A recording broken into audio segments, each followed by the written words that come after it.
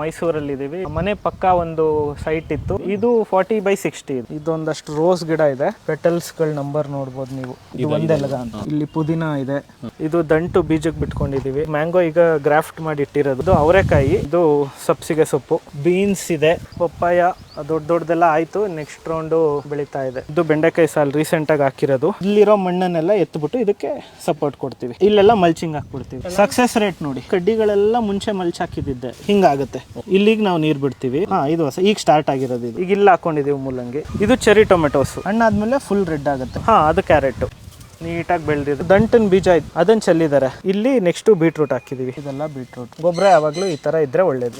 ಇದು ಒಂದು ಬುಡ ಇದೆ. ಒಂದು ಬುಡದಲ್ಲಿ ಬೆಳ್ಕೊಂಡಿರೋ ಶುಂಠಿ. ಚಪ್ರ ಎತ್ತರ ಕೊಟ್ಟಷ್ಟು ಜಾಸ್ತಿ ಕಾಯಿಗಳು ಬಿಡುತ್ತೆ. ಇಲ್ಲಿ ಕಾಯಿ ಆಗಿದೆ ನೋಡಿ. ಈ ತರ ಕಾಯಿ ಆಗುತ್ತೆ. ಹೀರೆಕಾಯಿ ನೋಡಿ ಹೆಂಗಿದೆ ಎಲೆ. ಹಿಂದೆಗಡೆ ಬಾಳೆ ಹಾಕಿದೀವಿ. 3 ವೆರೈಟಿ ಇದೆ. ಒಂದ್ ಎಲೆನೂ ನಾವು ಕಿತ್ತಿಲ್ಲ, ಬಿಸಿಲು ಬೀಳದೆ ಇರ್ಲಿ ಅಂತ ಅದ್ರಲ್ಲಿರೋ ಮೆಕ್ಯಾನಿಸಮ್. ಬುಡ ಎಲ್ಲಿದೆ ಅಂತ ಕಾಣ್ತಾ ಇದೆಯಾ? ಎಷ್ಟು ನೀಟಾಗಿ ತಂತಾನೆ ಕವರ್ ಮಾಡ್ಕೊಂಡಿದೆ ನೋಡಿ. ಒಂದ್ ಹಣ್ಣು ಎಲ್ಲೋ ಆಯ್ತು ಅಂದ್ರೆ ಕಟ್ ಮಾಡ್ತೀವಿ. ಇದಕ್ಕಿಂತ ಏನ್ ಫಿನಿಶಿಂಗ್ ಅವಶ್ಯಕತೆ ಇದೆ ಇದೆ ನೋಡಿ. ಇಲ್ಲಿ ನೋಡಿ ಎಷ್ಟಿದೆ ಹುಳಗಳು. ಹಂಚ್ ಹಾಕಿದೀವಿ. ಇದು ಒಳಗ್ ನುಗ್ಬಾರ್ದು, ತಡಿಯುತ್ತಲ್ಲ ಹಂಚು.